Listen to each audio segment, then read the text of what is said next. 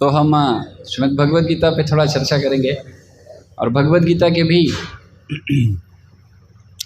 8वें अध्याय से, जिसका नाम है भगवत प्राप्ति, उससे थोड़ा थोड़ा कुछ श्लोक चर्चा करेंगे।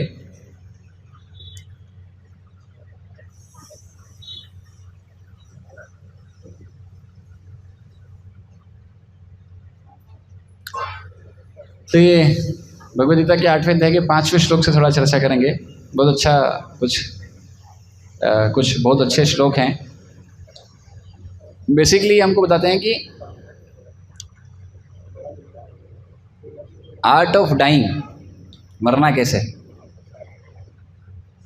तो ये अगर आप देखें तो ये संसार में शास्त्र हमको सिखाता है आर्ट ऑफ डाइंग, कैसे मरना है। बोलेंगे प्रभु जी मरना नहीं, हमको तो जीना है।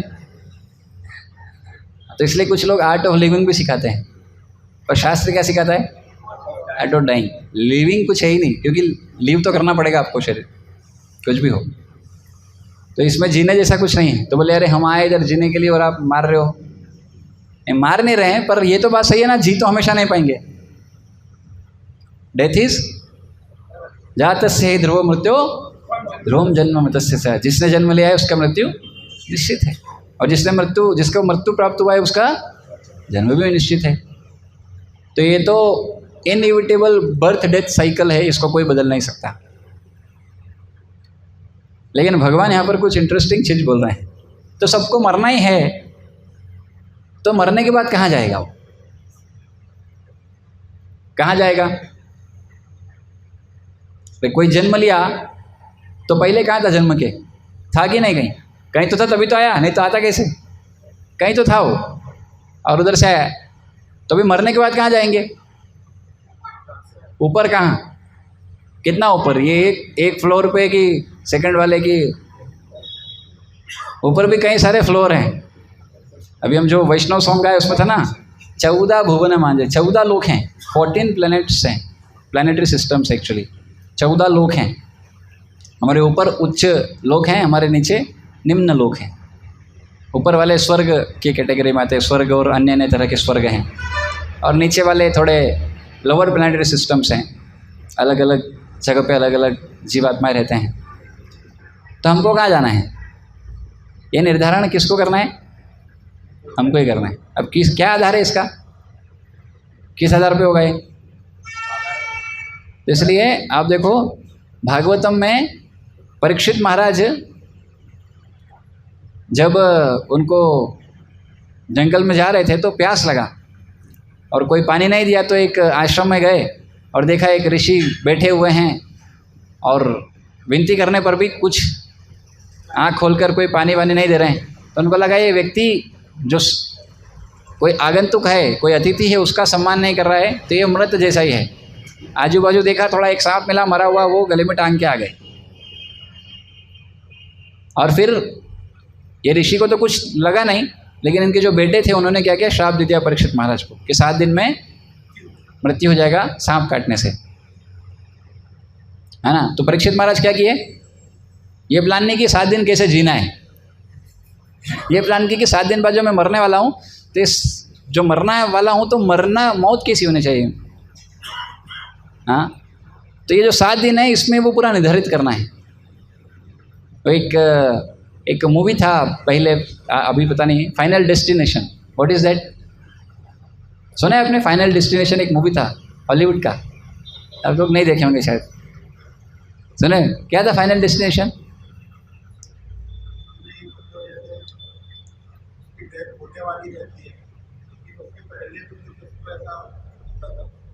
हाँ, लेकिन व्हाट इज़ फाइनल डेस्टिनेशन, उसका टॉपिक क्यों दिया, उसका टाइटल क्यों दिया मूवी का? हाँ, तो Final Destination is you have to die, that is your final destination. मतलब वो मूवी ऐसा बताई। तो लेकिन मरेंगे तो सब, इसमें तो कोई संशय नहीं है। कोई है आप में से जो बोलेगी कि अमर है, मैं अमर हूँ? मैं कोई है? नहीं, आप अमर नहीं हो।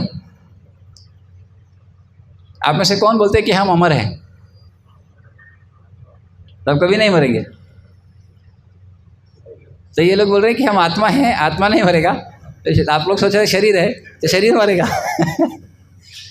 तो मृत्यु किसका होता है?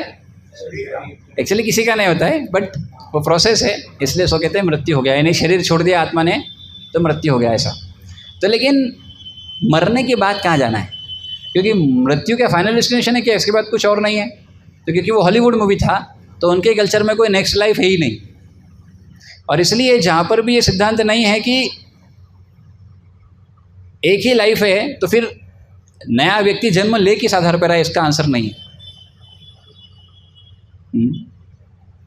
अगर एक ही लाइफ है, अगर हमको यही लाइफ मिला है तो फिर जो बच्चा पैदा हुआ वो किस आधार पे, अमीर घर में, गरीब घर में, या अलग अलग जगह पर हुआ, इसका आधार क्या है? इसका आंसर नहीं है उनके पास। क्यों? एक ही लाइफ है, आ गया बाई चांस, तो बाई चांस चलता है उनका सब। लेकिन ऐसा नहीं है, शास्त्र बोलते हैं किस आधार पर जाता है। तो भगवान यहाँ पर बोल रहे हैं अंतकाले च मामेव स्मरणं मुक्त्वा कलेवरम यह प्रयाति स मद्भावम याति नास्तंत संशय। तो जीवन के अंत में जो केवल मेरा स्मरण करते हुए शरीर का त्याग करता है वह तुरंत मेरे स्वभाव को प्राप्त करता है, इसमें रंच मात्र भी संदेह नहीं है। तो अंतिम समय में जो मामेव, मामेव मतलब कौन बोल रहा है? भगवान कृष्ण बोल रहे हैं। इसलिए तो मरते समय जो भगवान का स्मरण करेगा वो भगवान के धाम जाएगा, ये बोल दिए। ठीक है, तो क्या सब मरने का खेल है क्या? हाँ, तो फिर अगले श्लोक में भगवान उसको क्लियर कर दिए। पहले क्लियर कर दी कि भाई मरने से पहले मेरा ध्यान कर, तब तो मर के मेरे पास आएगा। लेकिन कोई बोले कि तो और कोई रास्ता नहीं है क्या? तो भगवान बोल रहे क्योंकि अंतिम समय का आपका चेतना बहुत महत्वपूर्ण है। तो फिर इसलिए अगले श्लोक में बोलते यम यम वापि स्मरण भावम त्यजत्यन्ते कलेवरम तम तमेवैति कौन्तेय सदा तद्भाव भाविता। हे कुंती पुत्र, शरीर त्यागते समय मनुष्य जिस जिस भाव का स्मरण करता है वह उस भाव को निश्चित रूप से प्राप्त होता है। तो जो भी मरते समय जो भी याद आएगा उस चीज को प्राप्त करेगा। तो मान लीजिए अब प्रश्न ही आता है तो कब मरेंगे हम? डेट दिया हुआ है क्या सबको? कौन सा डेट, कौन सा साल? एक एक्सीडेंट होगा, कुछ भरोसा नहीं। डर तो नहीं रहना, बोले क्या यार मारने का, हम जीना चाहते हैं और इधर मारने का क्लास चल रहा है। नहीं, हम तैयारी के ऊपर बात कर रहे हैं, हम कोई मार नहीं रहे, लेकिन मरना है ये बात समझ में आए तो तैयारी क्या करना है वो भगवान यहाँ पर बता रहे हैं। हाँ, एक कहावत है इंग्लिश में, हाँ, बोलते हैं कि life is a preparation, death is an examination. मृत्यु परीक्षा की घड़ी है और जीवन तैयारी का क्षण है। तो जितना अच्छा तैयारी होगा उतना बढ़िया परीक्षा होता है, ठीक है नहीं? अरे आज ही मुझे इतना खतरनाक सपना आया, मैं सो रहा था, पता नहीं 4 बज गया था घड़ी में, तो मुझे ये लोग सब उठे रहे थे, पता नहीं क्यों इतना भयंकर, इतना अजीब सा सपना आया।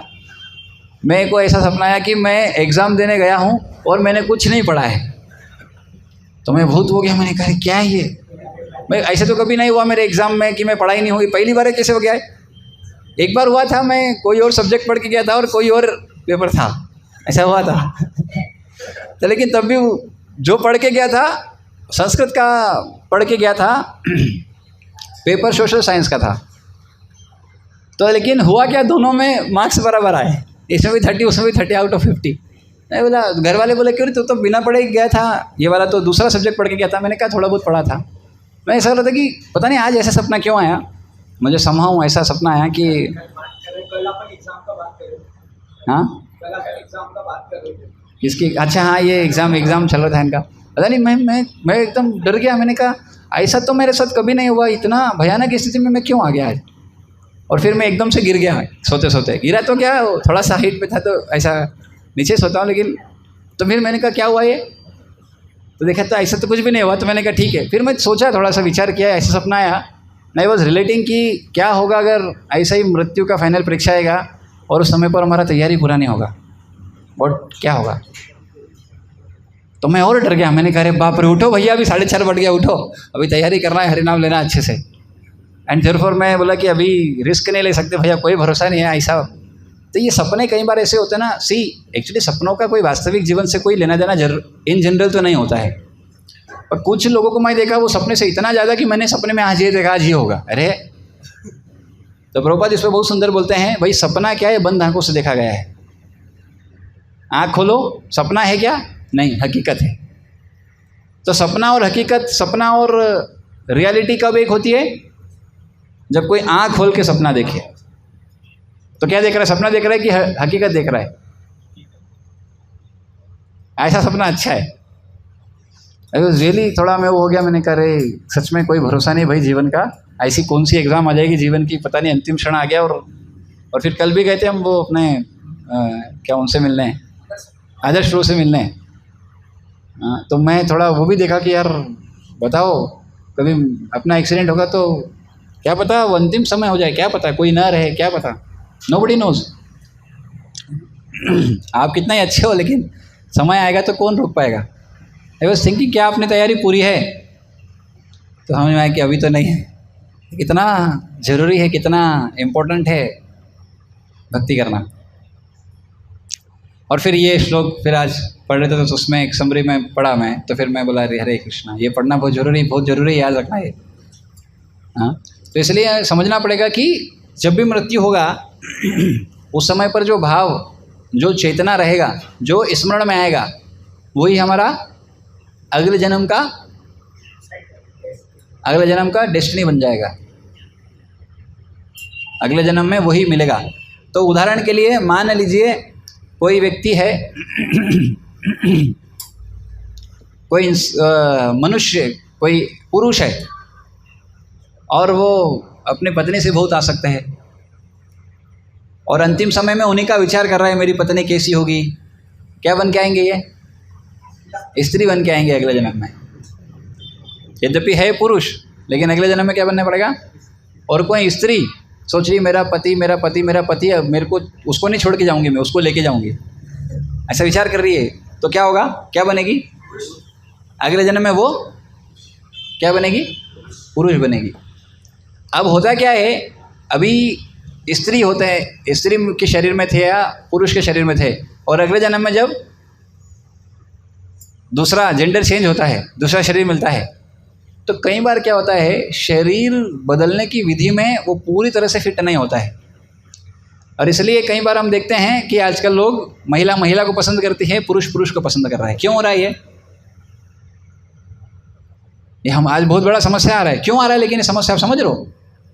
ये हमको एक बहुत बड़ी सीख दे रहा है, भैया जो पिछली बार जो गलती किया उसका परिणाम है ये। पूरा ट्रांजिशन नहीं हो पाया उसका, पूर्ण विकसित नहीं हो पाया, क्योंकि वो आसक्ति था इतना तीव्र।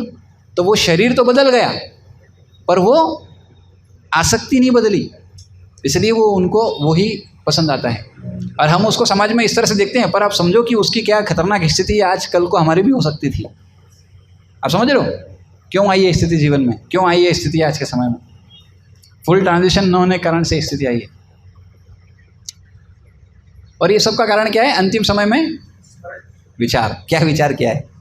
इसलिए भगवान पहले ही बोल दिए भैया मेरा जीवन भर विचार करो तो अंतिम समय में आएगा। और आप सोचो कि अंतिम समय में आएगा, तो ऐसा तो नहीं होगा। अंतिम समय में क्या स्मरण में आएगा? जो जीवन भर किया है। हाँ, एक कई बार कोशिश करते हैं हम कि भैया अंतिम समय आए। अब देखो कोई भी मरता है अंतिम समय में क्या करते हैं, उसके आसपास गीता वगैरह पाठ करते हैं। भाई गीता सुनेगा थोड़ा, हाँ, हरे नाम सुनाते हैं, हाँ, तुलसी दल देते हैं, गंगा जल देते हैं। ये सब मतलब अल्टीमेटली भगवान से संबंधित है, इसलिए डायरेक्ट उनको देते हैं कि ये समा और अदर इनका गति अच्छा हो। ये हम कर सकते हैं, बाहर से प्रयास कर सकते हैं, पर उसने जीवन भर क्या है किया है, स्मरण में क्या लाएगा? वही आएगा। हाँ, ऐसे कई सारे केसेस में हम देखे हैं, ऐसे सुने भी हैं। एक बार एक इस्कॉन में ही एक भक्त थे, माता जी थे, शी लव टू कुक, बहुत अच्छा लगता था उनको कुकिंग करना। और उसमें भी कुकिंग में उनको टमाटर बहुत पसंद था। क्या? टमाटर बहुत पसंद था। और अंतिम समय आ गया उनका, उनको बोला माता जी हरे कृष्णा बोलो, तो माता जी बोले टमाटर। चलिए यार ये टमाटर क्या बोल रहे हैं? चलो माता जी हरे कृष्णा बोले टमाटर, अरे कोई टमाटर लेके जब तक टमाटर को हाँ अरे चली गई बेचारी माता जी। अब सोचो क्या होगा। तो इस दुनिया में और कुछ भी चीज़ से आसक्ति खतरनाक है भगवान के अलावा। इसलिए भगवान बोल रहे हैं कि अगर मरते समय अगर मेरा स्मरण करेगा तो मेरे धाम को आएगा। और फिर आगे सिद्धांत भी दे दिए कि यम यम वापि स्मरण भावम तजे तंते कलेवरम तम तम अवेति कौन्तेया सदा तद्भाव भाविता। जो मरने के समय पर जो जिस भाव को स्मरण करेगा उस गंतव्य को प्राप्त होगा, उस भाव को प्राप्त होगा। तो फिर भगवान एक सीख दे रहे हैं, देखो भाई अंतिम समय में जो जो स्मरण करेगा वो तुम प्राप्त करेगा, तो क्या करना चाहिए अंतिम समय में। तो भगवान बोल रहे हैं तस्मा सर्वेषु कालेषु मामनुस्मर युध्य च मय्यर्पित मनोबुद्धिर् मामे विश्वस्य संशया। अतएव हे अर्जुन तूने सदैव कृष्ण रूप में मेरा चिंतन करना चाहिए। तो अर्जुन बोल सकता मतलब सिर्फ चिंतन ही करूं, नहीं माम अनुस्मर। तो भगवान कभी ये नहीं बोल रहे हैं कि आपका कर्म मत करो। अर्जुन क्या है, क्षत्रिय, क्या काम है, युद्ध करना। क्या बोल रहा था, नहीं करूंगा। भगवान क्या बोले, पर सिर्फ युद्ध करना है क्या। ये दोनों देखे बहुत गड़बड़ होता है इधर। कुछ लोग सिर्फ कर्म करना चाहते हैं और कुछ लोग सिर्फ भगवान का भजन करना चाहते हैं।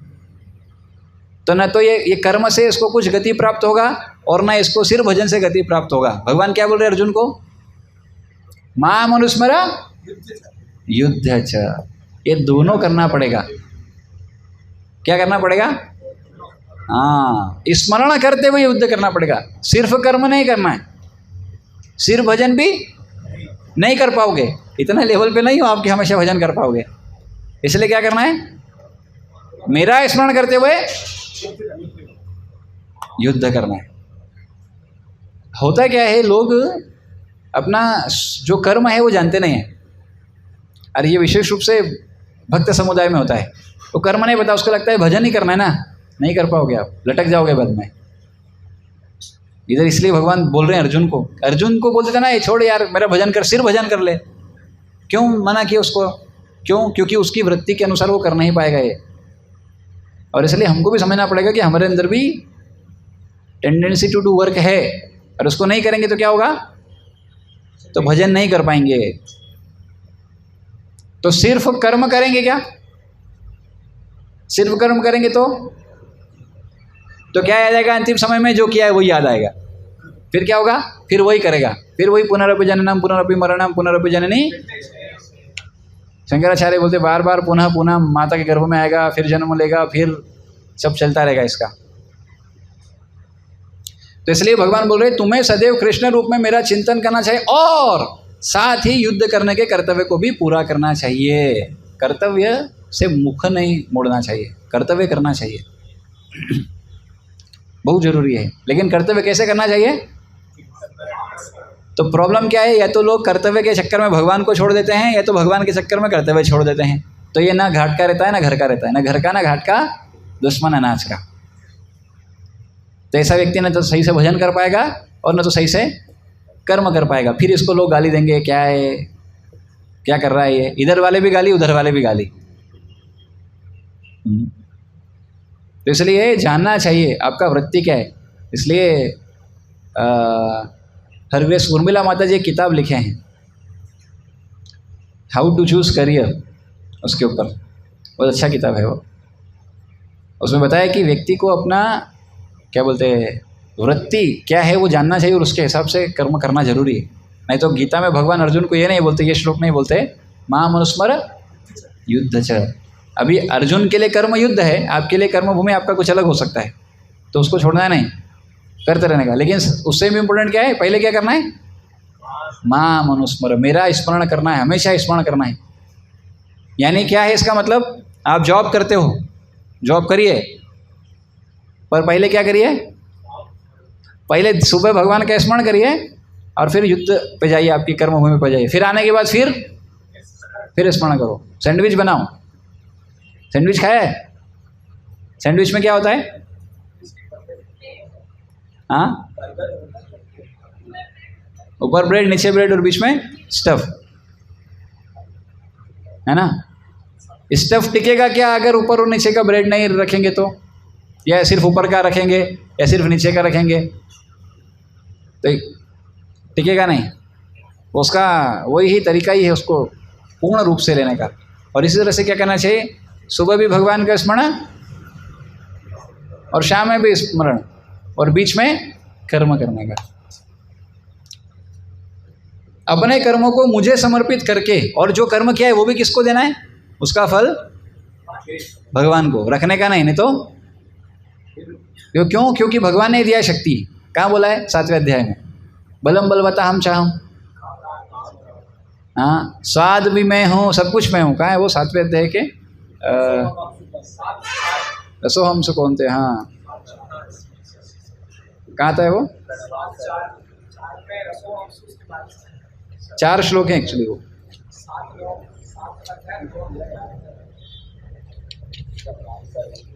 हाँ ये रहा, रसोहम सुकौन्तेय प्रभास्मि शशि सूर्ययो प्रणव सर्ववेदेषु शब्द खे पौरुषम ऋषु।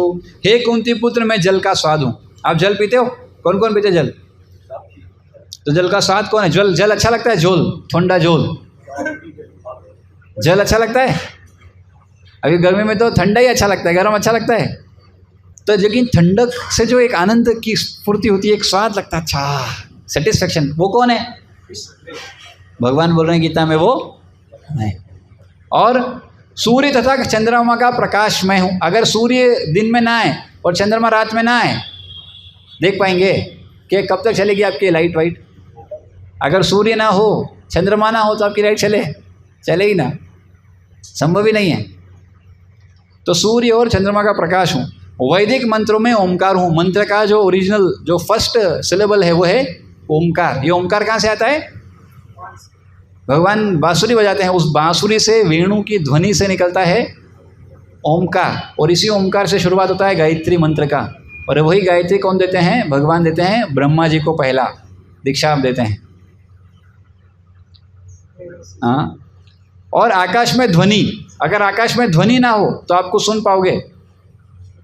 अभी जो मैं बोल रहा हूँ, अगर आकाश में ध्वनि तरंग ना हो तो भगवान क्या बोल रहे हैं, आपकी सुनने की शक्ति भी एक्चुअली मैं हूँ, रस लेने का शक्ति भी मैं हूँ, आप जो देख पा रहे हो उसको दिखाने वाला भी मैं हूँ, और आप जो ध्वनि, जो भी ध्वनियाँ निकाल पा रहे हो, सुन पा रहे हो, ये सब भी मैं हूँ। फिर अगले श्लोक में क्या बोल रहे हैं, पुण्यो गंध पृथिव्या च तेजसाश्मि विभावसो जीवनम सर्वभूतेषु तपस्यास्मि तपस्विषु। मैं पृथ्वी की आद्य सुगंध और अग्नि की उष्मा हूँ। अभी आप जो भी स्मेल कर पा रहे वो भी कौन है, भगवान है। अग्नि की उष्मा, आपका खाना कब पकता है, जब अग्नि में आग क्या होती है, हीट, यानी ज्वलनशीलता होती है। अगर आप आग में जाओ, हाथ ठंड के समय पर आग तापने जाओ और उसमें गर्मी ना हो तो क्या मतलब का आग, तो आग की अग्नि जिससे खाना पकता है वो कौन है, भगवान बोल रहे मैं हूँ। मैं समस्त जीवों का जीवन, जो भी जीवित है उनको जीवन कौन दिया हुआ है, वो मैं हूँ, उनका जीवन ही मैं हूँ। और तपस्वियों का तप भी मैं हूँ। यानी हम सोचे कि हम तो विशेष है ना, भगवान का तपस्या, बोले भाई तुम्हारा तप भी कौन है, मैं हूँ। बीजम माम सर्वभूतानां विद्धि पार्थ सनातनम बुद्धिर्बुद्धिर्मता तास्मि तेजस तेजस्विनाम हम। हे प्रतापपुत्र, यह जान लो कि मैं ही समस्त जीवों का आदि बीज हूँ। सारे जीव का बीज देने वाला कौन हूँ, मैं हूँ। सारे जीव की उत्पत्ति मुझसे है। और बुद्धिमानों की बुद्धि, आप सब इंटेलिजेंट हैं नहीं हैं, अरे हैं तभी तो आए यहाँ। तो आपका बुद्धि कौन है, ये बुद्धि कौन दिया भगवान ने कि आप यहाँ पर आ पाओ। चुनने का शक्ति, बुद्धि का काम क्या है, what is the functioning of intelligence. हाँ, डिस्क्रिमिनेशन, डिटर्मिनेशन एंड डिसीजन। क्या 3 काम है बुद्धि के, 3 काम है क्या, डिस्क्रिमिनेट करना, ये सही है ये गलत है। फिर डिटर्मिनेट रहना, हाँ ये सही है ये गलत है। नहीं तो क्या होगा, अगर सिर्फ डिस्क्रिमिनेट कर दिया, एक ही काम होता, तो फिर मन आता बोलता है नहीं नहीं, एक समय पे बोलेगा ये सही है ये गलत है, फिर अगले समय पे नहीं नहीं, ये गलत की जगह सही है ये, तो वो डिटर्मिनेशन भी कौन लाता है? बुद्धि से आता है। डिस्क्रिमिनेशन, पहले तो डिस्क्रिमिनेट कर पाना, ये सही है ये गलत है, और फिर डिटर्मिनेट उस पर रहना, हाँ भैया ये सच में सही है और ये गलत है, और फिर डिसीजन फाइनली यही सही है ये गलत है। ये तीन काम हैं बुद्धि के। हम कुछ सुनते हैं तो स्वीकार करते हैं, किस आधार पर? बुद्धि के आधार पर। तो भगवान क्या बोल रहे हैं? बुद्धि कौन है? बुद्धिमानों की बुद्धि मैं हूं, और हाँ तेजस तेजस्विना हम, सथा समस्त तेजस्वी पुरुषों का तेज, जितना भी तेज लोग हैं उन सबका तेज मैं हूँ। मतलब वो तेज वो वाले नहीं जो कांति, शारीरिक कांति, हाँ ओजस, हाँ। और फिर बलम बलवताम चाहम काम राग विवर्जितम धर्मा विरुद्ध भूतेषु कामोस्मि भरतर्षभ। मैं बलवानों का कामनाओं तथा इच्छा से रहित बल हूँ। बलवानों का बल भी मैं हूँ जो कामना रहित है। हे भरत श्रेष्ठ अर्जुन, मैं वह काम हूँ जो धर्म के विरुद्ध नहीं है। धर्म के विरुद्ध कौन सा काम है? हाँ, पर स्त्री पर पुरुष संबंध धर्म विरुद्ध है, और स्व स्त्री स्व पुरुष संबंध धर्म के हिसाब से है। तो वो धर्म के हिसाब से किया गया काम मैं हूं। तो भगवान क्या बोल रहे हैं? I am the sex Dzire which is happening between husband and wife, वो मैं हूं। समझ रहे? तो वो भी शुद्ध है, कोई ऐसा नहीं कि वो है, पर किसके बीच में होना चाहिए वो? क्योंकि उससे कौन आएगा? संतान आएगी, इसलिए। हाँ,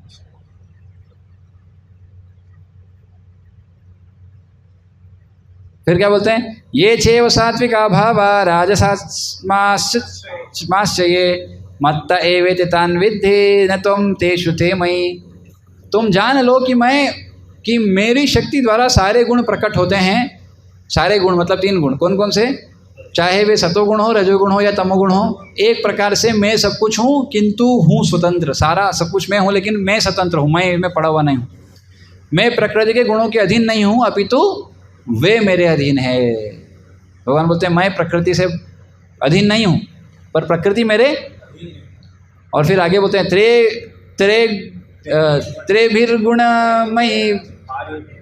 त्रिभी गुणमये भावे एभि सर्वम इदम जगत मोहितम ना विजानाति मामेभ्य परमव्ययम। तीन गुणों रजो सतो तथा तमो के द्वारा मोहग्रस्त यह सारा संसार मुझ गुणाती तथा अविनाशी को नहीं जानता। लेकिन क्योंकि सारे लोग इसमें आते हैं, तीन गुणों में हैं, इसलिए ये मुझे नहीं जानते, क्योंकि ये सब गुणों के अंतर्गत है और मैं गुणों से परे हूँ। फिर बोलते हैं देवी ऐसी गुणमयी मम माया दुरत्तया मामे वय प्रपद्यन्ते माया में ताम तरंति ते। प्रकृति के तीनों गुणों वाली इस मेरी देवी शक्ति को पार कर पाना कठिन है, किंतु जो मेरे शरणागत हो जाते हैं वे सरलता से इसे पार कर जाते हैं। तो कौन पार कर सकता है? माम एव ही प्रपद्यन्ते, जो मेरे को शरणागत हो गया है, जो मेरी शरण में आ गया है वो निकल जाएगा, बाकी सब रह जाएंगे, कोई नहीं निकल पाएगा। हाँ, हम कहाँ थे?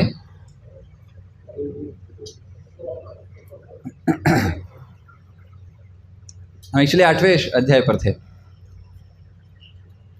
हाँ, तो कहाँ बोले थे भगवान? क्या बोले थे कि यम यम वापि स्मरण भावं त्यजन दंते कलेवरम तम तमे वेति कौन्तेय सदा तद्भाव भाविता। जो अंतिम समय में जो भाव को स्मरण करेगा वो बन जाएगा, वो प्राप्त करेगा। तो फिर भगवान क्या बोले? इसलिए आप क्या करो? तस्मा सर्वेषु कालेषु मां मनुस्मर युद्धश, मेरा स्मरण करते हुए युद्ध करो और अपने कर्मों को मुझे समर्पित करके तथा अपने मन एवं बुद्धि को मुझ में स्थिर करके तुम निश्चित रूप से मुझे प्राप्त कर सकोगे। हाँ, फिर क्या बोल रहे हैं? अभ्यास योग युक्तेन चेतसा न्यायगामिना परमं पुरुषम दिव्यम याति पार्थानुचिंतयन्। हे पार्थ, जो व्यक्ति मेरा स्मरण करने में अपना मन निरंतर लगाए रखकर अविचलित भाव से भगवान के रूपों में मेरा ध्यान करता है वह मुझको अवश्य ही प्राप्त होता है। कौन? निरंतर मतलब ये निरंतर के दो मीनिंग होते हैं, एक तो हमेशा और एक हर दिन थोड़ा थोड़ा हमेशा। निरंतरता मतलब ऐसा नहीं होता है कि कंटिन्यूस 24 घंटे ही होता है। निरंतरता मतलब वो थोड़ा भी हो सकता है, ज़्यादा भी हो सकता है, पर तो दे तो रहा है कोई। रोज़ाना का निरंतरता मान लीजिए 7 से 8 तो कम से कम 1 घंटा दे रहा है। हर रविवार 10 से 12 तो दे रहा है कम से कम। अरे कोई कभी कभी 10 से 12 दे रहा है सिर्फ रविवार के, तो निरंतरता नहीं है, तो फिर भगवान को पाएगा? तो नहीं पा पाएगा। एक रविवार इधर, एक रविवार शादी में, तो एक रविवार तो कहीं मूवी में, तो भगवान पाएगा? ऐसा व्यक्ति नहीं पा पाएगा। इसलिए कम से कम निरंतरता होनी चाहिए।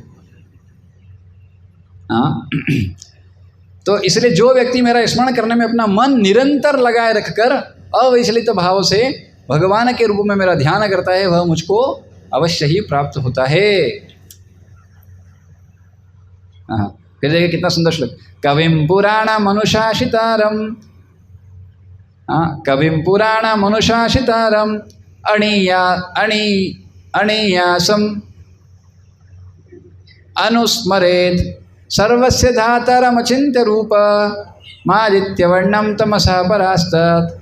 मनुष्य को चाहिए कि परम पुरुष का ध्यान सर्वज्ञ पुरातन नियंता लघुतम से लघु भी लघुतर प्रत्येक का पालन करता समस्त भौतिक बुद्धि से परे अचिंत्य तथा नित्य पुरुष के रूप में करे। वे सूर्य की भांति तेजवान है और इस भौतिक प्रकृति से परे दिव्य रूप है। और फिर क्या बोलते हैं? प्रयाण काले मनसा चलेना भक्त्या युक्तो योग बलेन चैव भ्रुवोर्मध्ये प्राणमावेश्य सम्या वसत कसत्तम परम पुरुषमुपेति दिव्यम। मृत्यु के समय जो व्यक्ति अपने प्राण को बोहो के मध्य स्थिर कर लेता है और योग शक्ति के द्वारा अविचलित मन से पूर्ण भक्ति के साथ परमेश्वर के स्मरण में अपने को लगाता है वह निश्चित रूप से भगवान को प्राप्त होता है।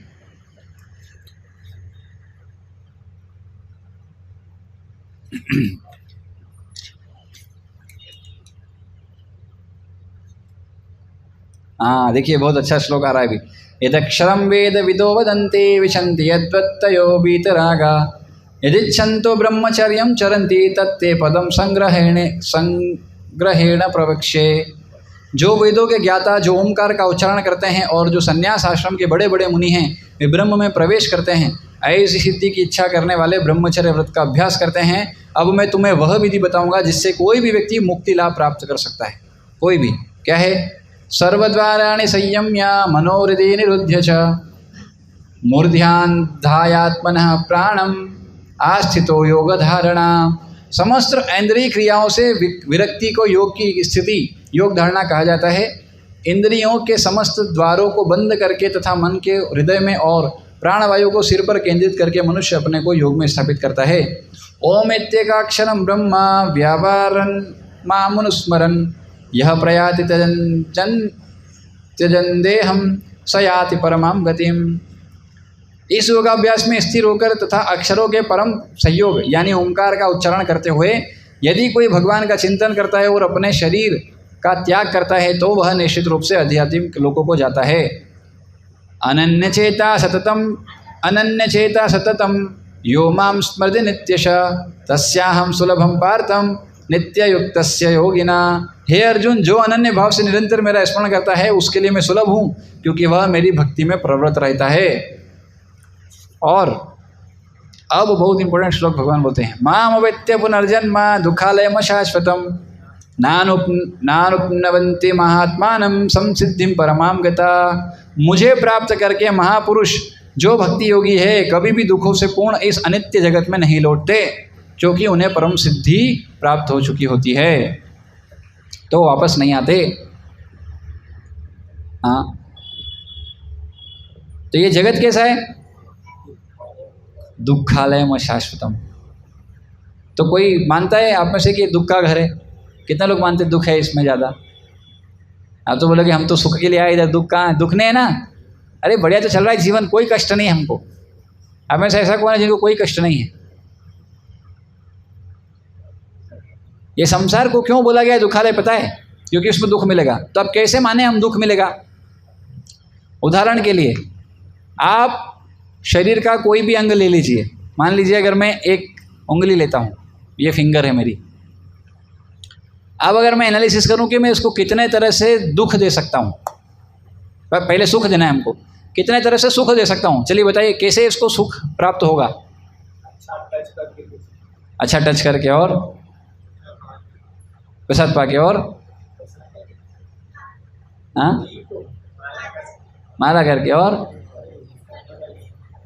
ये सुख के तरीके हो गए। और कुछ याद आ रहे?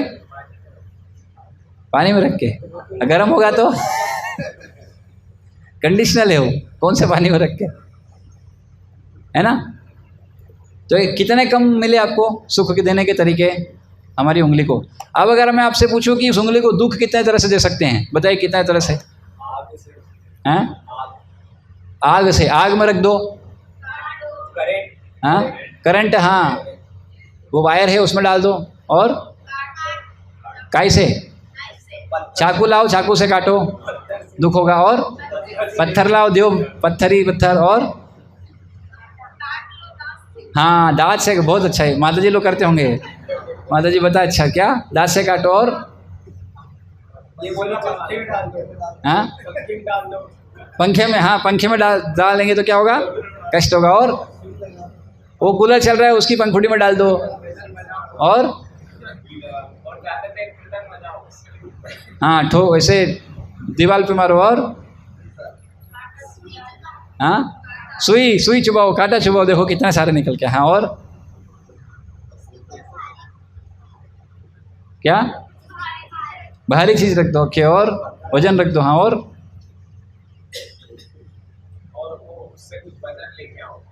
कुछ वजन उठवाओ। अच्छा और कितने ज़्यादा, अच्छा ज़्यादा क्या थे, सुख की दुख?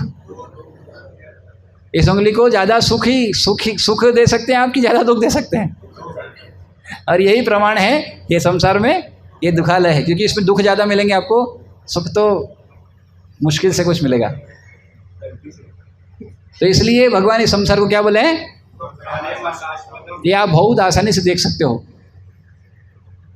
हाँ कोई भी शरीर का अंग, आप शरीर के अंग को देख लीजिए, कितने तरह से कष्ट दे सकते हैं। ज़्यादा कष्ट देने के तरीके हैं बजाय सुख देने के। इसलिए भगवान इस संसार को क्या बोले? दुखालयम शाश्वतम। हाँ तो फिर दुख होगा तो फिर क्या करें? तो बोले आ ब्रह्म भुवनालोका पुनरावृत्ति अर्जुन मामुपैत्य तु कौन्तेय पुनर्जन्म न विद्यते। और क्या होगा? इस जगत में सर्वोच्च लोक से लेकर निम्नतर सारे लोग दुखों के घर है। और ऐसा मत सोचो अपन जिधर है उधर ही, उच्चतम से निम्नतम कितने लोग है? 14 के 14 क्या है? दुखालय, दुख के घर है। सब में दुख ज़्यादा है, जहाँ जन्म तथा मरण का चक्कर लगा रहता है। क्योंकि कोई भी लोक में कोई चला जाए, ब्रह्मा जी कहाँ रहते हैं? सत्यलोक में। और उधर भी कोई चला जाए, उधर भी क्या होगा?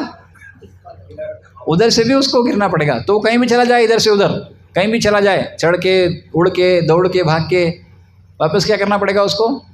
फिर गिरेगा वो। ये 14 में ही चलता रहता है उसका, कभी ऊपर कभी नीचे, अलग अलग शरीर, वापस आना पड़ेगा। लेकिन तो इसलिए आ ब्रह्म भुवनार लोका, हाँ पुनरावृत्ति अर्जुना। लेकिन माम उपत्य तो कौन्तेय, किंतु हे कुंती को जो मेरे धाम को प्राप्त कर लेता है वह फिर कभी जन्म नहीं लेता। तो द इनएविटेबल बर्थडे साइकिल भगवान खत्म करते हैं और कोई नहीं कर सकता। आप कर सकते हो क्या? बोल प्रभु जी हमारा ही नहीं हो रहा, हम किसका करेंगे? हाँ फिर आगे बताया कि ब्रह्मा जी का तो आयु और बड़ा है, बहुत बड़ा आयु है ब्रह्मा जी का।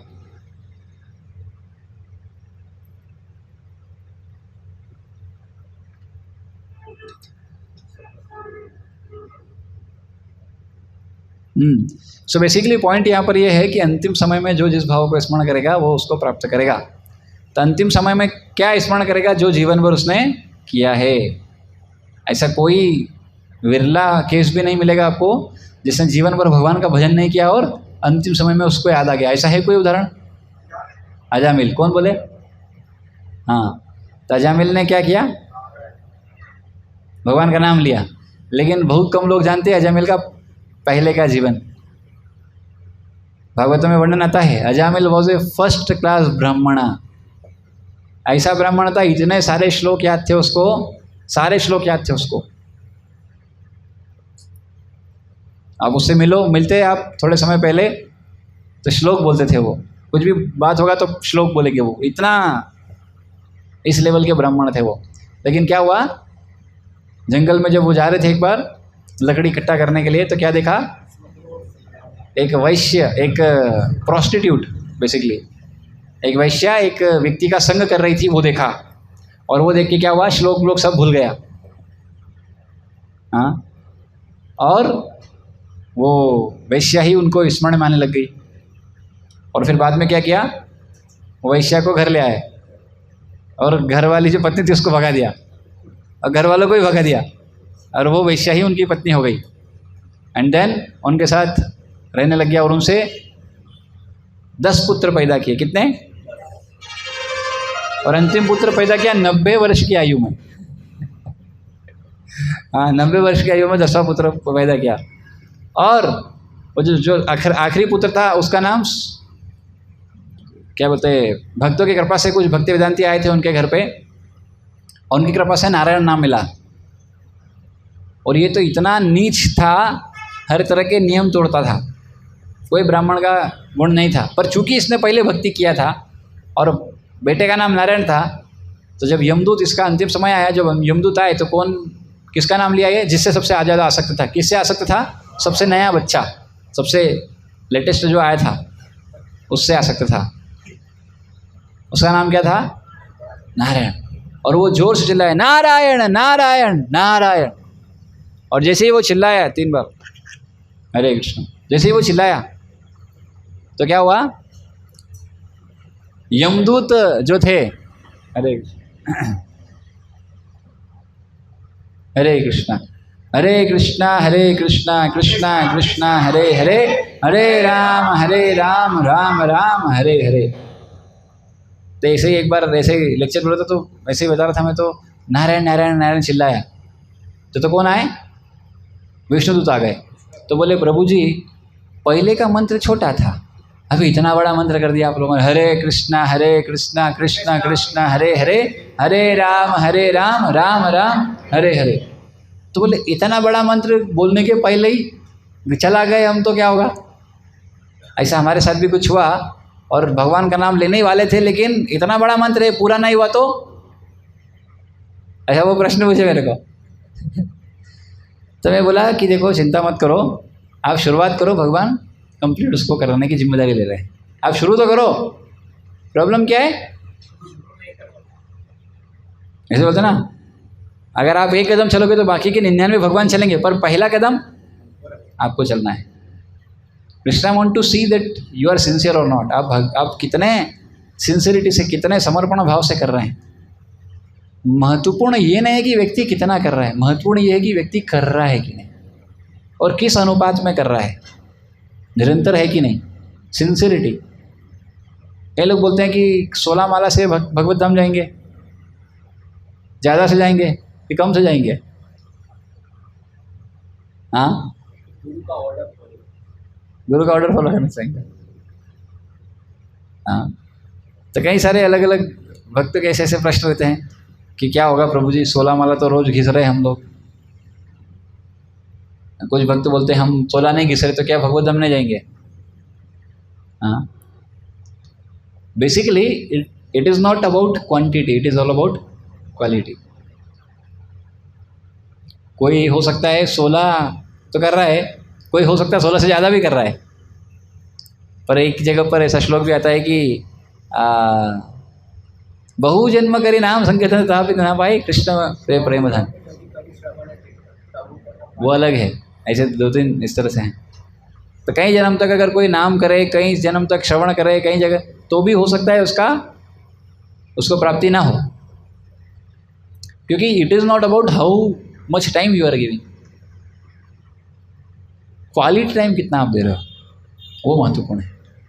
कई लोग बहुत पढ़ाई करते हैं, घंटों घंटों देते हैं, और वही कोई व्यक्ति 1 घंटे पढ़ के उतना पढ़ लेगा। तो ज़्यादा महत्वपूर्ण क्या है, क्वालिटी या क्वांटिटी? तो कई बार बोलते हैं क्या प्रभु जी 16 16 16, ये 16 तो होता नहीं है, थोड़ा कम ज़्यादा क्या है। तो इसलिए शुरू में ऐसा कुछ नहीं है कि ज़्यादा करना है कम करना है, शुरू में है कि क्वालिटी से करिए, चाहे 1 कर रहे हैं, 2 कर रहे हैं, 4 कर रहे हैं, 6 कर रहे हैं, 8 कर रहे हैं, 10 कर रहे हैं, 12 कर रहे हैं, 16 कर रहे हैं, जो भी कर रहे हैं, कैसे करना है, क्वालिटी से, गुणवत्ता उसकी अच्छी होनी चाहिए। और इसको एक महाराज बहुत सुंदर तरीके से ऐसे समझाए, बोले मान लो आप सुबह सुबह उठे और आपने दरवाज़ा खोला और देखा दरवाज़ा के सामने किसी ने पॉपकॉर्न ही पॉपकॉर्न डाल दिया, आपके ढेर सारे पॉपकॉर्न, क्या लगेगा, अरे कौन है ये बेवकूफ़ आदमी, इतने सारे पॉपकॉर्न डाल दिए, अच्छा लगेगा? तो बोले हम भी यही करते हैं, ये 16 माला पॉपकॉर्न जैसा भगवान के सामने फेंकते रहते, भगवान ले लो धड़ धड़ धड़ धड़ धड़ करके, भगवान में अच्छा लगेगा? बोले क्या है पॉपकॉर्न, क्या है, क्या दे रहा है? थोड़ा ढंग से कुछ प्रेजेंटेबल की चीज़ दे तो समझ में आता है। तो नाम ऐसा पॉपकॉर्न खाने जैसा नहीं, क्या कब खाया पता ही नहीं चला, कब हो गया पता ही नहीं चल रहा है, ऐसा नहीं होना चाहिए। Should be with full attention, पूरे ध्यानपूर्वक, कितना ध्यान से हम दे रहे हैं, ये भगवान को अर्पित कर रहे हैं, ये समय भगवान को दे तो कितना क्वालिटी से होना चाहिए। हाँ, वो उदाहरण दिया जाता है कि कोई लवर्स होते हैं,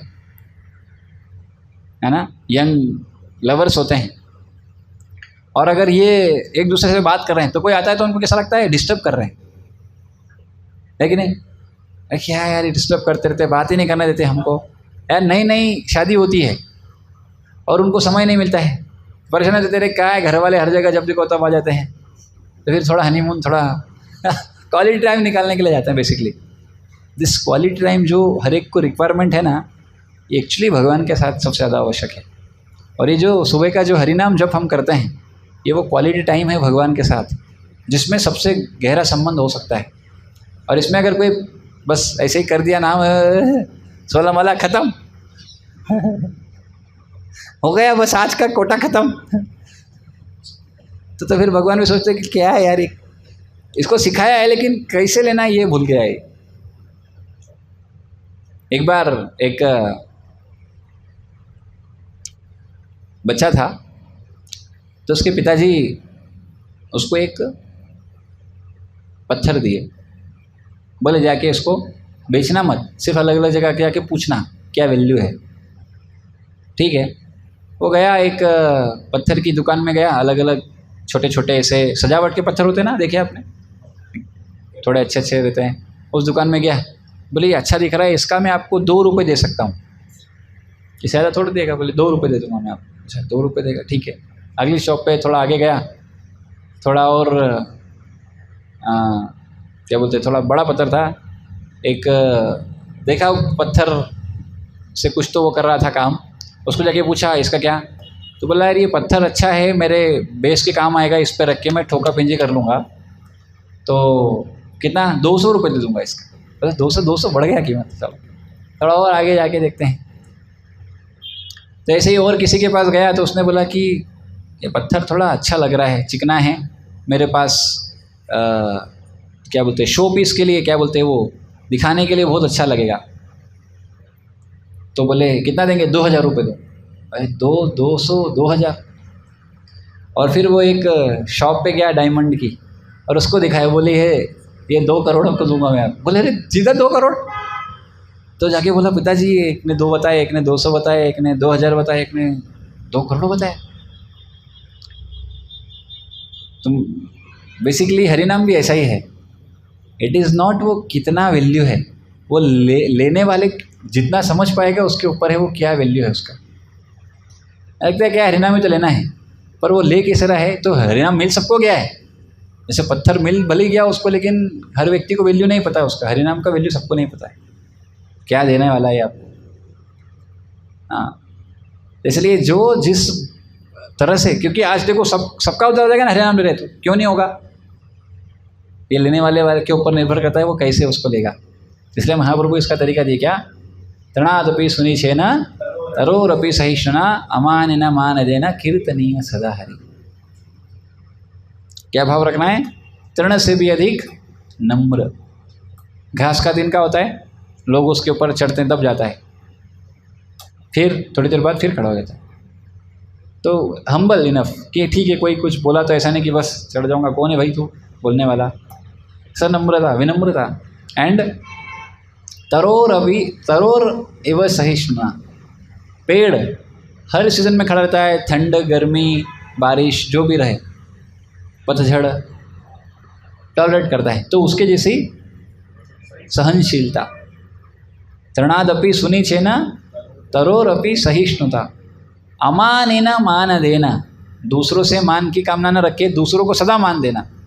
यानी दूसरे हमको सम्मान करें ना करें इम्पोर्टेंट नहीं है, पर हम सबको सम्मान करें, कोई भी हो। अमानेना मान देना। और कीर्तनीय सदा हरि। इस भाव से जब कोई भगवान का स्मरण करता है तो भगवान उसके लिए स्वयं आते हैं। इसलिए भक्ति सिद्धांत सरस्वती प्रभुपाद बोलते थे, कई लोग बोलते हैं भगवान को देखना है, भगवान को देखना है, तो बोले don't try to see Krishna, try to serve Krishna in such a way that Krishna wants to see you. भगवान को देखने का कोशिश मत करो, ऐसा सेवा करो कि भगवान आपको देखें। भाई कौन है इतना सेवा कर रहा है? हाँ, so therefore so life is all about preparation. कैसा आप वो अंतिम समय के लिए प्रिपरेशन कर रहे हो।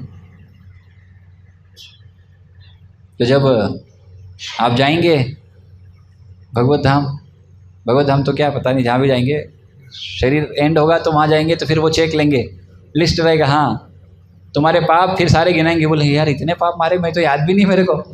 बोले आधे तो पुराने हैं, तो बोले पुराने भी काउंट होंगे। बोले और क्या, उसका फल नहीं मिला तो भी काउंट तो रहेगा, ये लोगों ये इतने पाप है। और बोले थोड़ा मैं इस्कॉन मंदिर भी जाता था थोड़ा। बोले हाँ उसका अलग ही रखा है हमने। तो ठीक है, तुम इस्कॉन मंदिर जाते थे, कभी कभी गए हो, महीने में 2 बार तो गायब मारता था तू, महीने में 2 संडे तो तुम्हारे गायब हो जाते थे तुम। दूसरा लेट आते थे तुम, 10 से 12 का टाइम है, 11 बजे तो आते थे तुम। तो बोले ठीक है थोड़ा थोड़ा दे रहे हैं। बोले फिर मैं प्रसाद भी लेता था। हाँ देखता हूँ। बोले प्रसाद कितना लेते थे तुम? सिर्फ प्रसाद के लिए जाते थे कई बार तो तुम। हाँ, तो इस तरह से वो सब चेक करेंगे। और बोले हरिनाम कितना लेता था? बोले वो उधर जब हरिनाम लेते थे तब भी ध्यान ढंग से नहीं लेता था तू, और घर पे तो लिया ही नहीं तूने कभी नाम। तो बोलेंगे तुम गलती से इधर आ गया है, तेरे को तो यमराज के बाद ही भेजना पड़ेगा, वही हिसाब करेंगे। थोड़ा भक्ति का दिखावा किया है आपने, ठीक है, भक्ति तो नहीं किया, दिखावा किया है आपने, तो वो सब उनको है। See you can cheat everyone but not Krishna ना। आप सबको चीट कर सकते हो, पर भगवान को कैसे चीट करोगे जो आपके हृदय में बैठे, जो हर एक इच्छा जानते हैं आपकी। He knows everything. Krishna knows you in and out, in and अंदर भी जानते हैं, बाहर भी जानते हैं। दुनिया वाले आपको हो सकता है बाहर जानते हैं, अंदर से कोई जानता नहीं है। आप कितने पानी में हो दुनिया नहीं जानती, पर भगवान जानते हैं कि पानी पानी पूरा पानी में डूबा ही हुआ है, बस बचा के रखा, मैं इसको तैरा रहा हूँ जैसे तैसे। हाँ, and therefore we can say इन ए वे कि दुनिया में हो सकता है। अब देखो, आप कोई भी हो, आपके साथ कोई भी रहे। हाँ, एक बार एक राजा था, उसकी 4 पत्नियां थी। हाँ, अलग अलग समय पर अलग अलग पत्नियां थी। एक पत्नी को कभी ध्यान नहीं देता था, और पहली पत्नी जो थी उसको हमेशा से थोड़ा शादी वगैरह में लेके जाता था, फंक्शंस वगैरह में बाहर लेके जाता था। एक पत्नी तो उसका हमेशा संग करता था, उसके साथ हमेशा रहता था। और एक पत्नी को कभी विशेष ओकेशन पे मिलने जाता था, और एक को तो कभी जाता ही नहीं था। और जब मृत्यु आया तो फिर जाना है कहीं बाहर, तो उस पत्नी को पूछना है जो जिसके साथ ज़्यादा बाहर जाता था। बोले तुम चलोगी ना मेरे साथ, मेरी मृत्यु आ गई है, चलोगी ना? ये बोले मैं क्यों जाऊँगी। बोले तुम हर बार तो जाती थी। तो बोले हर बार जाती थी बात अलग थी, अभी थोड़ी जाऊँगी, मर रहे तो थोड़ी जाऊँगी तुम्हारे साथ। तो दूसरी पत्नी को बोला चलो ये नहीं जा रही, कोई बात नहीं, वो जो मेरा हमेशा साथ रहती थी मोस्ट ऑफ द टाइम, उसको बोलता हूँ वो जाएगी। बोले तुम मेरे साथ रही, अब मैं यहाँ से जाने वाला हूँ तो भी वहाँ चलोगी ना? बोले वहाँ क्यों जाऊँगी, मैं यहाँ थी जब तक ही साथ थी मैं। तो बोले अरे ये भी नहीं जाएगी। तो बोले कभी कभी वो रेयर, बोले ये देखो रेयर चीज़ है, मैं अभी तक तो रेयर मर रहा हूँ मैं, अभी एक ही बार मरता है ना व्यक्ति। तो बोले एक ही बार मरूंगा मैं, तो मेरे साथ चलोगी ना? बोले मैं क्यों जाऊँगी। बोले उस रेयर उस जगह नहीं जाऊँगी मैं। अरे फिर चौथी वाले से तो पूछते नहीं, लेकिन चौथी आती, बोले मैं चलूँगी आपके साथ। तो ये जीवन में अलग अलग लोग हैं हमारे जो हमेशा हमारे साथ होते हैं। हाँ, एक पत्नी बोलती है कि मैं आपके साथ शमशान तक रहूँगी, उसके आगे नहीं जाऊँगी। तो ऐसे ही आप देखो हमारे संबंधी लोग होते हैं, हमारे परिवार के लोग होते हैं, मृत्यु होता है तो घाट तक आएंगे, कुछ लोग अग्नि जला के भी जाएंगे, लेकिन आपके साथ कोई जाएगा नहीं। अभी तो सती प्रथा तो है नहीं, कोई जाए सतीवती का तो कल्चर है नहीं अभी, तो वही जाने वाला है। तो कौन जाएगा? वो चौथी पत्नी बेसिकली, यानी वो हाँ जो हमारे हृदय में हमेशा से भगवान परमात्मा स्वरूप में बैठे हैं, वो हमेशा साथ रहते हैं, बंधु। वो हर एक्टिविटी को नज़र रखते हैं, देखते हैं क्या कर रहा है, और कोई अगर उनकी तरफ मुड़ता है, इसलिए भागवतम में एक श्लोक आता है, अलग अन्य अन्य शास्त्रों में भी आता है कि एक वृक्ष की डाली पर दो पक्षी बैठे हैं, एक पक्षी उस पेड़ के फलों को खा रहा है और दूसरा पक्षी उस पेड़ के फलों को खाते हुए इस पहले पक्षी को देख रहा है। तो फिर शास्त्र बताते हैं कि वो जो पहला पक्षी है जो इस पेड़ के फल को खा रहा है, ये जीवात्मा है जो अपने द्वारा किए गए कर्म के फल को खा रहा है, इसका स्वीकार किया हुआ है। और जो दूसरा पक्षी है जो इसको देख रहा है, वो है परमात्मा, जो हृदय में हमेशा बैठे हुए हर समय देख रहे हैं क्या कर रहा है। उपदष्टा अनुमंता च के रूप में हमेशा बैठे हुए। 15वें अध्याय में एक श्लोक आता है, उपदष्टा अनुमंता के रूप में हृदय में परमात्मा हमेशा बैठे हुए हैं। क्या देख रहे हैं? उपदृष्टा, देख रहे हैं, कुछ करते नहीं, देख रहे हैं बस। और क्या कर रहे हैं? अनुमंता च, अनुमति दे रहे हैं, जो भी करना है उसकी अनुमति प्रदान कर रहे हैं इसको, नहीं तो कर नहीं पाएगा ये कुछ। उपदष्टा अनुमंता च, उस रूप में भगवान परमात्मा के रूप में हृदय में हैं और सबको देख रहे हैं, कौन क्या कर रहा है, कौन कितना भक्ति करता है, कौन कितना पाप वगैरह जो भी करता है। तो हो सकता है कोई पाप कर रहा है, इस दुनिया के लोगों को धोखा दे सकता है, इस दुनिया की गवर्नमेंट को धोखा दे सकता है, पर वो जो यूनिवर्सल गवर्नमेंट है उसको कोई धोखा नहीं दे पाएगा, उसको कोई धोखा नहीं दे पाएगा। हाँ, इसलिए भगवान बोलते हैं कि भगवान की दो आँखें हैं, एक सूर्य के समान है और एक चंद्रमा के समान है। अरे ऐसा कभी नहीं होता है, ये तो सूर्य ना हो या तो चंद्रमा ना हो, ये तो सूर्य रहेगा या तो चंद्रमा, दो ऐसा कभी नहीं होता है जो दोनों ही ना हो। बहुत ऐसा होता ही नहीं, समझ नहीं आता है कोई। तो भगवान हमेशा हर एक को देख रहे हैं, हर एक को हर समय, और पर्सनल देख रहे हैं, हर एक की तो पर्सनल एक्टिविटी देख रहे हैं, कौन क्या कर रहा है, क्या कर रहा है, कितना भक्ति कर रहा है, कितना क्या कर रहा है। तो भक्ति हम किसी को दिखाने के लिए नहीं करते हैं। हाँ, कई बार ऐसा देखने को आता है, वो आजकल देखा वो नेता लोग झाड़ू लगाते तो जाके झाड़ू पकड़ लेते हैं, फोटो खींचो, हो गया, वो कोई झाड़ू वाड़ू नहीं लगाया, वो हो गया। हाँ, तो सोशल मीडिया का ज़माना है, दिखाने का ज़माना है। करते कितना लोग हैं वो एक अलग प्रश्न है। So it is not about social media पे फ़ोटो पोस्ट करना ना हो, धोती कुर्ता पहन लिया और जपमाला ले ली, अब नाव और तिलक लगा लिया, अभी हम हरे कृष्णा वाले हो गए। It is not about all that. इससे कोई भक्त हो गया ऐसा नहीं, बाहरी चेंज इससे नहीं होता है। Should be changes should come from with in, अंदर से आना चाहिए बदलाव। तो लेकिन ये एक दिन में नहीं आएगा, एक दिन में तो कोई बिगड़ता नहीं, एक दिन में सुधरता नहीं, सबकी धीरे धीरे की प्रक्रिया है। शुरू करते हैं धीरे धीरे धीरे धीरे आगे बढ़ते हैं। तो कोई भक्त बनना चाहता है तो एक दिन में भक्त नहीं बन सकता। हाँ, तो कोई बच्चा पैदा हुआ तो क्या स्कूल जाएगा? भाई चलने तो दो उसको अभी। हाँ, कल मैं गया था, मेरे मामा जी की गुड़िया है लड़की, उनको बच्चा हुआ तो वो आए थे बाहर से, तो मुझे बुलाए। अरे सिंह कितना छोटा बच्चा था वो, इतना छोटा सा बच्चा है वो, भाई इतना ही तो होता है बड़ा, मतलब बहुत छोटा था। मैं बहुत दिनों बाद देखा छोटे बच्चे को, इतना छोटा बच्चा था वो, 1 महीने का भी नहीं था। And he was like sleeping like anything. बड़े उसको पता ही नहीं अभी क्या होने वाला है उसके साथ कुछ नहीं पता उसको, वो बढ़िया वो सो रहा है आनंद में, थोड़ा उसको उठा रहे तो उठ भी नहीं रहा है, और उसको जैसे ही वो करो तो यूँ करता है, कुछ तो ऐसा डर लगता है, कुछ तो चमका रहा है उसको, कुछ तो ऐसा होता है। सोता है बच्चा था, और धीरे धीरे धीरे सोना कम करता है, धीरे धीरे धीरे धीरे धीरे संसार में आया, उसको समझ में आता है कुछ। पहले सुनता भी नहीं है वो बोले थे, बोले यहाँ से डीजे निकल के गया, हमको लगा ये उड़ जाएगा, चू भी नहीं करी, बोले सोता रहा।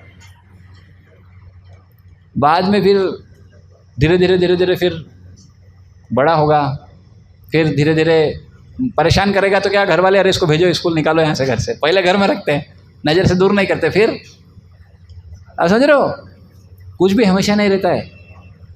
बचपन में क्या है, सब प्रेम करते हो, छोटे बच्चे हो, थोड़ा बड़ा होता दे चमाट चमाट, बहुत मस्ती करता है तू, कभी बंद कर देते हैं उसको, तो कभी लट्ठे लेके पनिशमेंट होता है बेचारे को। और कुछ लोग बोलते हैं इसी का नाम है जीवन, यही तो जीवन है प्रभु जी। पर जीवन ये नहीं है। बच्चे को नहीं पता उसको क्या करना है, पर अब आप तो समझदार हैं, एटलीस्ट आपको क्या करना है ये पता लग गया है। अरे भगवान गीता में यही बोल रहे हैं कि क्या करना है जीवात्मा को, क्या करना है। हरे कृष्णा कृष्णा कृष्णा हरे हरे, हरे राम राम राम हरे हरे। निरंतर जब ये करेंगे तो क्या होगा, तो यम यम वापी स्मरण भावम में क्या जाएंगे, अंतकाल क्षमा में वह स्मरण मुक्त्वा कलेवरम। अंतिम समय में भगवान का स्मरण करेंगे तो क्या होगा, भगवत धाम जाएंगे। और फिर जब भगवत धाम जाएंगे तो वहाँ से वापस नहीं है।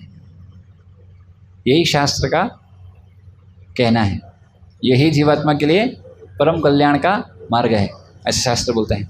तो चलिए हम लोग थोड़ा माला करते हैं, भगवान नाम लेते हैं। हाँ प्रश्न है तो बताइए, समय तो है। हाँ क्या प्रश्न।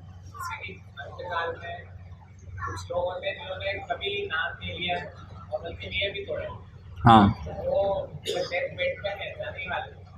तो अगर बोला जाए कि आप भगवान का नाम लीजिए, गीता सुन लीजिए, तो वो सुनते भी नहीं और एजिटेट होते हैं। क्योंकि अगर कोई व्यक्ति सुनाने का प्रयास कर रहा है तो कैसे उनकी अच्छी गति की जा सकती है। तो प्रभु जी का प्रश्न है, ऐसा होता है कि जो गांव के लोग होते हैं ना, वो अगर कीर्तन करने जाएंगे मरते हुए तो बोलेंगे अरे मैं मर रहा हूँ तो कीर्तन आ रहा है, फिर कैसे उनकी अच्छी गति। तो प्रभु जी का प्रश्न है कि कुछ लोग प्रभु जी हम चाहते हैं कि उनका भला करें, लेकिन वो लोग तो कभी नाम ले लिए, तो नाम कौन ले पाता है। तो शास्त्र बोलता है नाम वो व्यक्ति ले पाता है जिसके पाप कम हो, जिसके पाप ज़्यादा है वो नाम नहीं ले पाता है। भगवान का नाम कौन ले सकता है, जो पापी व्यक्ति है वो लेना बहुत मुश्किल है, बहुत मुश्किल है, बहुत ज़्यादा मुश्किल है एक्चुअली। और इस संसार में ज़्यादा लोग पाप कर रहे हैं, अब उनको पता भी नहीं कि क्या क्या पाप कर रहे हैं, कई तरह के पाप कर रहे हैं वो। बेसिकली 4 पाप बताए हैं मुख्य रूप से, जो पाप के स्तंभ है, जिस पे पूरा पाप का घर चलता है। क्या है वो। हाँ मीट ईटिंग, मांस खाना, किसी भी तरह से जीवात्मा को खा रहे हैं, ऐसे ही नॉन वेज वेजिटेरियन विशेष रूप से। एंड देन जुआ खेलना, क्या बोलते हैं, गैम्बलिंग, और हाँ इलिसिट रिलेशन, पर स्त्री पर पुरुष संबंध, और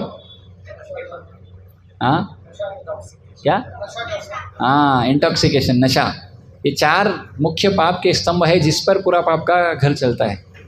जिसने ये छोड़ दिया तो क्या होगा, तो वो भगवान का नाम लेने का अधिकारी है, तो वो ले पाएगा नाम, नहीं तो बहुत मुश्किल है।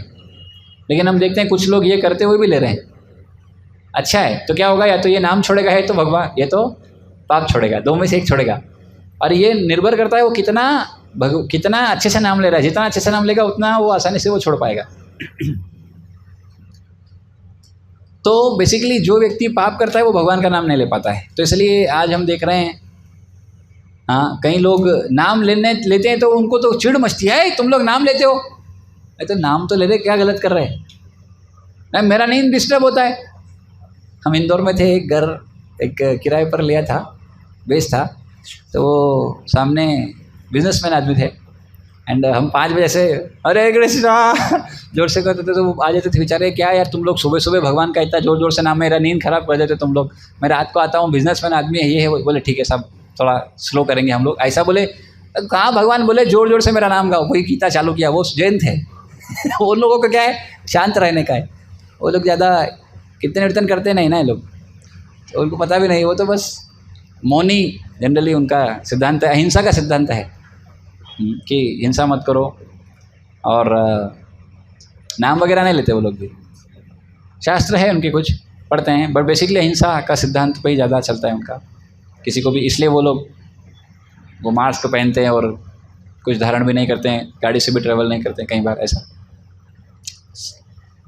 थोड़ा वैराग्य ज़्यादा प्रधान है उनके उसमें, वैराग्य को बहुत वो मानते हैं वो लोग। तो सोचिए आप, मतलब नाम हो रहा है लेकिन उसकी नींद दिक्कत हो रही है उसको, ऐसा नहीं कि नाम तो क्यों समझ नहीं पा रहे हैं वैल्यू, क्योंकि हाँ, क्योंकि ये किसी न किसी तरह के पाप में लिप्त हैं, इसलिए। तो ऐसे व्यक्ति के लिए नाम लेना मुश्किल है, लेकिन हम उनको कैसे मदद करें? तो हमको तो उनको नाम सुनाने का, वो नहीं लेगा लेकिन हम तो उसके कान तो खुला है ना, तो उसके कान में तो सुना सकते हैं। हाँ, ऐसा नहीं कि उसको इरिटेट करें, लेकिन जैसे मरते समय कोई है तो करने का, भाई तुम मर रहा है इसलिए कीर्तन कर रहे हैं ताकि आपका गति बढ़े। जब हम संग में जप करेंगे तो आपके कान में ध्वनि जाएगी और इससे आपकी गति ऊपर बढ़ेगी। तो स्वाभाविक है, समझते नहीं लोग, लेकिन हम तो जानते हैं हम क्या कर रहे हैं। तो कई बार बच्चा समझता नहीं है क्या सही है क्या गलत है, क्या करना पड़ता है माता पिता को, तब भी करना होता है उसके लिए जो ज़रूरी है वो। उसको लगता है मेरे माता पिता मेरे दुश्मन हैं, मेरे को मार रहे हैं, और उसको समझता नहीं क्यों मार रहे हैं। ऐसी ही ये स्थिति है समाज के लोगों का, उनको पता नहीं है, बच्चे हैं ये आध्यात्मिक रूप से, इनको पता नहीं कि क्या सही है क्या गलत है, लेकिन हम जानते हैं, इसलिए उनके लिए वो बेस्ट करने का कोशिश करने का। तो हमको अपना काम करने का, एंड वो स्वीकार करेंगे तो ठीक, नहीं तो भी वी नो कि what is best for them and therefore we are trying to give them. ऐसा करने का, कीर्तन तो करने का, रोकने का नहीं। अरे कीर्तन में कैसा है, इम्पोर्टेंट इज नाम, इम्पोर्टेंट इंस्ट्रूमेंट्स नहीं है, इंस्ट्रूमेंट्स आर सपोर्टिंग। आजकल क्या है, लोग वो इंस्ट्रूमेंट को ज़्यादा फोकस करते हैं। हाँ, कितना अच्छा मृदंग है, कितना अच्छा हारमोनियम, ये इम्पोर्टेंट नहीं, इम्पोर्टेंट क्या है, नाम, भगवान का नाम। हरे कृष्णा कृष्णा कृष्णा हरे हरे, हरे राम राम राम हरे हरे, ये इम्पोर्टेंट है। बाकी सब इसको सपोर्ट करने के लिए है। अभी जब जब करते हैं तो क्या कोई इंस्ट्रूमेंट पे करते क्या? नहीं, it is only just direct connection, वो इम्पोर्टेंट है। इसलिए नाम लेने का, चिंता नहीं करने का। और कुछ प्रश्न गिने का? हाँ जी बताइए। आप हर बार पूछते हो, अब आप पूछो, लेकिन पहले हाँ, 16 माला ही क्यों करते हैं, कम ज़्यादा क्यों नहीं करते हैं? बेसिकली कैसा है,